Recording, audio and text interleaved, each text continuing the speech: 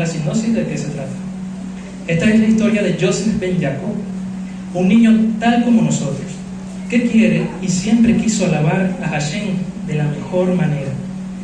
¿Y cómo ha de hacerlo?, se preguntaba. Pues con amor y sin pereza ha aprendido bastante desde su casa y en sus tiempos libres. Pues es algo que le gusta mucho, qué dicha. Sin embargo, hubo un momento en su vida característico.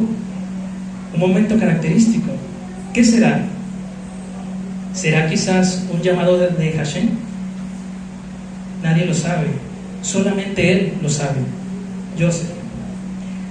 Ahora, él quiere de alguna manera ir más allá de danzar de agradecimiento a Hashem y danzar de alegría por todas sus bendiciones. Sintió Joseph que es momento de ir a una academia de danza ministerial. Academia que, por cierto, Ben Jacob, imagínense que aquí dice Academia Ben Jacob. Y este escenario es la academia de danza. Este es el escenario.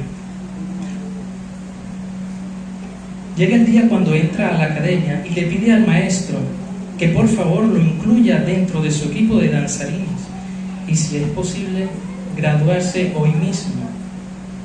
El maestro se asombra y se pregunta, ¿cómo puede ser posible? Esto nunca había pasado. Se preguntaba el maestro. Pues el protocolo normal es graduarse al menos después de unos días. El maestro, sin embargo, tuvo una corazonada muy bonita. En ese momento le dio la oportunidad y le dice a Joseph, no te preocupes, si tú danzas bien para el Rey Creador, te prometo que te gradúas hoy mismo. ¿Qué acontecerá con Joseph? Pronto lo sabrán. Espero les guste esta dramatización y presentación de danza.